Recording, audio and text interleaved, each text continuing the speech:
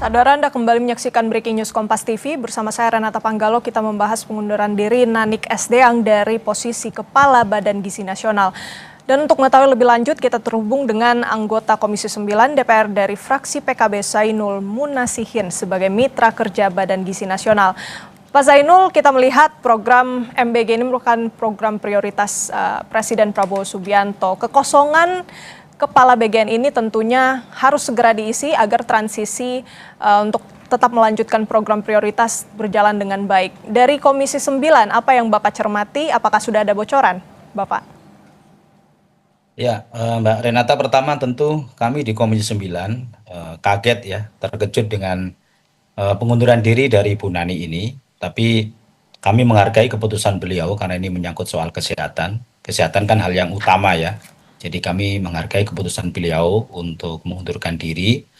Dan ke depan menurut saya memang pemerintah, dalam ini adalah Presiden Pak Prabowo Subianto, harus segera mengambil langkah cepat dengan menunjuk Kepala BGN yang definitif. Karena hari-hari ini kami Komisi 9 bersama dengan BGN sedang melakukan ya percepatan transisi perbaikan tata kelola di Badan Gizi Nasional. Tentu kita tidak ingin kekosongan pucuk pimpinan BGN nanti berpengaruh terhadap percepatan transisi perbaikan tata kelola di BGN, gitu ya. Oke, berarti memang dari Komisi 9 mendorong agar pemerintah segera menunjuk kepala BGN baru atau ya PLT begitu ya Pak Zainul. Kita akan melihat bagaimana dinamikanya nanti. Tapi saya tidak perlu PLT ya, langsung aja definitif kepala BGN. Kenapa harus PLT ya? Karena kan ini kan kewenangan penuh ya, hak prerogatif dari Presiden untuk menunjuk kepala badan ya, karena dia setingkat menteri. Jadi itu kewenangan penuh prerogatif Presiden. Jadi menurut saya tidak perlu PLT, langsung aja definitif kepala BGN. Karena kita ingin lari cepat ini. Kalau PLT nanti ada keterbatasan kewenangan, ya kan. Sementara kita butuh eksekusi dari orang yang punya legitimasi yang kuat gitu. Oke, Pak Zainul, juga di Jumat pekan lalu Komisi 9 ini menyelenggarakan rapat dengan mitra kerja BGN begitu ya, dan kita lihat bahwa Ibu Nanik ini berhalangan untuk hadir, yang kemudian diwakili oleh Wakil Kepala BGN Agustin Arumsari. Boleh dijelaskan Pak, isi dari pertemuan itu seperti apa? Ya, kami dua kali ya ketemu dengan BGN ya, yang sebelumnya kita bicara soal evaluasi, kemudian kita bicara soal laporan pertanggungjawaban anggaran APBN tahun 2024 yang 2025 yang diselenggarakan oleh Badan Gizi Nasional. Ada beberapa poin penting dari pembicaraan kami di dalam rapat dengar pendapat dengan BGN. Yang pertama adalah terkait dengan evaluasi anggaran tahun 2025, kami memang menemukan ada beberapa inefisiensi, dan juga kita juga menemukan ada beberapa belanja atau pengeluaran dari Badan Gizi Nasional yang mesti harus diperiksa ulang karena meragukan. Salah satunya adalah adanya tunggakan dari Badan Gizi Nasional hampir 1,6 triliun ya, yang di dalamnya adalah pembangunan dapur-dapur atau SPBG yang dibiayai oleh APBN. Itu kurang lebih 1,40 triliun, yang mana pembangunan SPBG melalui dana APBN ini selama ini kami dari Komisi 9 ya belum mendapatkan update itu di mana lokasinya, kemudian per titiknya anggarannya berapa, mekanisme pembangunannya menggunakan apa, apakah lelang, apakah penunjukan langsung, apakah e-katalog, kita juga belum mendapat. Itu yang untuk 2025. Yang kedua, agenda kita yang berikutnya yang sempat kita bahas dengan Badan Gizi Nasional adalah formula untuk menentukan target penerima manfaat program makan bergizi gratis. Kalau kita berpedoman pada nota keuangan Presiden 2025 Agustus ya, kemudian dikuatkan lagi dengan surat Kemenkyu dan juga Bappenas kepada kami, kepada Komisi 9 tanggal 5 Mei, jumlah penerima manfaat kita kan masih ada di angka 82,9 juta dengan anggaran 270 triliun. Nah, pimpinan BGN yang baru kemarin menyampaikan ke kita akan melakukan beberapa efisiensi. Nah, efisiensi itu dimulai dari berapa jumlah penerima manfaat yang akan diberikan oleh BGN dalam program makan bergizi gratis. Pak Presiden Prabowo dalam sidang paripurna kabinet kemarin sempat menyampaikan, di situ ada videonya yang itu juga diupload oleh Bu Nani. Beliau menyampaikan penerima manfaat dari program makan bergizi gratis adalah 74,5 juta penerima manfaat. Nah, dari jumlah penerima manfaat inilah yang akan diturunkan ke bawah berapa dapur yang bisa di cover untuk bisa melayani 74,5 juta penerima manfaat. Termasuk nanti di dalamnya detail-detail menyangkut soal tata kelolanya, ya, soal insentif kepada mitra, kemudian soal bagaimana dapur di wilayah terpencil atau 3T gitu. Kemudian juga terhadap dapur-dapur yang sudah masuk masa persiapan tapi sekarang terkena moratorium.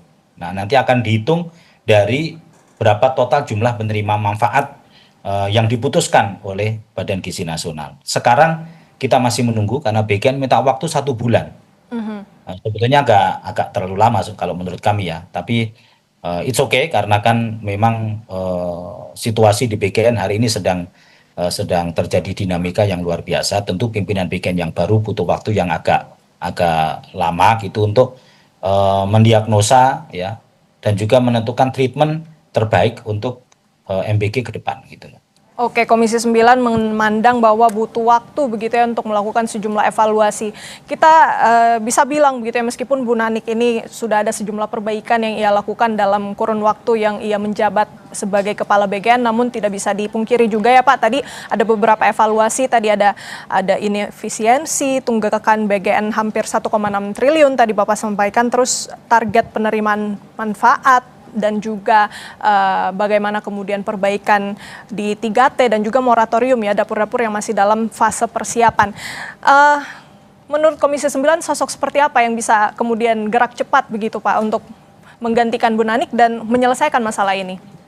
Ya, pertama saya secara pribadi ingin mengapresiasi ya kerja-kerja ya termasuk terobosan-terobosan yang dilakukan oleh Bu Nanik selama beliau menjadi wakil kepala BGN dan juga sempat menjabat menjadi kepala BGN 1-2 bulan ya. Beliau termasuk salah satu atau sedikit orang di Badan Gizi Nasional yang punya concern untuk perbaikan tata kelola. Tentu kami berharap ke depan Bu Nani masih bisa bergabung ya, membackup, mensupport Badan Gizi Nasional. Saya dengar katanya mau dibentuk Dewan Pengawas Badan Gizi Nasional dan Bu Nani informasinya mau diproyeksikan ke situ. Jika itu benar tentu kami Komisi 9 menyambut baik. Karena apa? Karena kita memang butuh ya, Badan Gizi Nasional ini adalah badan baru ya, dengan postur anggaran yang cukup besar. Tentu dibutuhkan satu institusi atau lembaga yang bisa mengawal jalannya tata kelola di Badan Gizi Nasional, termasuk mengawasi kinerja dari pimpinan BGN, kemudian birokrasi yang ada di BGN sampai ke level yang paling bawah, yaitu Kepala SPBG, Korcam, Karwek, Korwil ya, itu juga perlu diawasi kinerjanya mereka. Nah, itu butuh satu badan pengawas yang terpisah dari Badan Gizi Nasional. Karena kalau Badan Gizi Nasional yang mengawasi kinerjanya sendiri ya, tentu akan berpotensi terjadinya konflik of interest. Tapi kalau ada badan khusus ya, Dewan Pengawas misalnya begitu, seperti di BPJS, ada Dewan Pengawas BPJS, ada Dewan Pengawas BPJS Tenaga Kerja, ada juga Dewan Pengawas BPJS Tenaga Kerja dan juga Kesehatan. Menurut saya itu akan membantu kita untuk bisa terjadinya check and balance ya, keseimbangan dalam tata kelola BGN yang lebih baik ke depan gitu. Oke, baik. Ini juga yang menarik Pak, Dewan Pengawas BGN yang rencananya akan dibentuk Presiden. Saya ingin bertanya mengenai bagaimana kemudian agar peran dari BGN dan juga Dewan Pengawas BGN ini tidak tumpang tindih, tapi bisa dijawab sebentar. Pak Zainul, bisa dijawab nanti usai jeda. Tetap di Breaking News Kompas TV. Dan saudara, kita lanjutkan diskusi kita bersama dengan anggota Komisi 9 DPR RI yang juga merupakan mitra kerja dari BGN, Zainul Munasihin. Pak Zainul, Pak, ya. Tadi kita juga sudah menyinggung bagaimana rencana Presiden akan membentuk Dewan Pengawas BGN. Yang ingin saya tanyakan Pak, mengenai pembagian kewenangan dan fungsi checks and balances ini. Karena kita tahu dengan adanya dua lembaga ini dikhawatirkan ada tumpang tindih, Pak. Ya, menurut saya tidak akan terjadi tumpang tindih ya.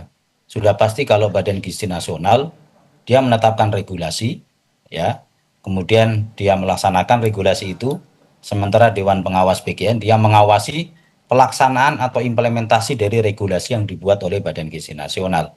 Saya kira tidak akan tumpang tindih, justru saling melengkapi. Dan itu juga terjadi misalnya di BPJS Tenaga Kerja maupun juga di BPJS Kesehatan. Jadi di BPJS Kesehatan dan juga BPJS Tenaga Kerja kita juga punya dewan pengawas di masing-masing institusi ini. Dan itu juga membantu ketika terjadi persoalan-persoalan menyangkut soal tata kelola, ya, kemudian juga terjadi misalnya praktek-praktek yang tidak wajar dalam penyelenggaraan kegiatan di institusi itu, badan pengawas atau dewan pengawas bisa memberikan rekomendasi-rekomendasi. Jadi saya kira tidak akan terjadi tumpang tindih. Justru kalau menurut pribadi saya itu sangat sangat dibutuhkan, ya. Ya. Menurut Komisi 9 ini tentunya menjadi sebuah kebutuhan, begitu ya Pak Sainul. Terakhir, mungkin dari Komisi 9 ada harapan khusus mengingat banyak sekali yang perlu dievaluasi. Tadi yang disebutkan ada inefisiensi, kemudian untuk target penerimaan manfaat. Kira-kira apa nih harapan dari Komisi 9 untuk Kepala BGN yang baru?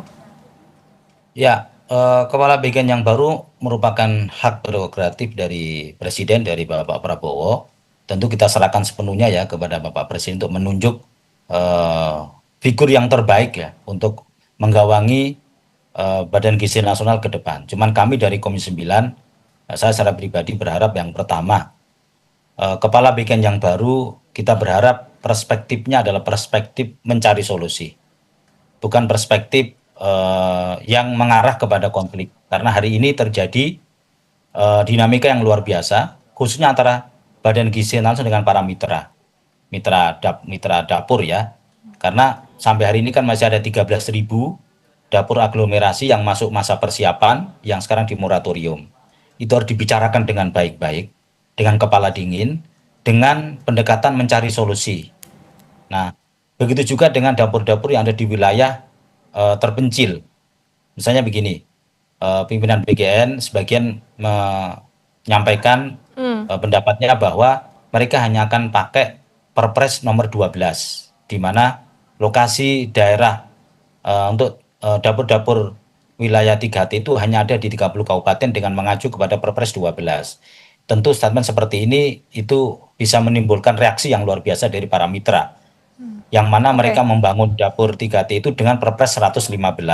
Nah, kita berharap ke depan pimpinan BGN yang baru memahami konstruksi dari pola hubungan kemitraan antara mitra-mitra dapur dengan Badan Gizi Nasional. Jangan sampai ada yang merasa ditinggalkan, ada yang merasa dianaktirikan, apalagi diabaikan. Nah, ini butuh perspektif figur yang memang memahami secara utuh konstruksi dari program makan bergizi gratis yang disampaikan oleh Bapak Presiden Prabowo Subianto.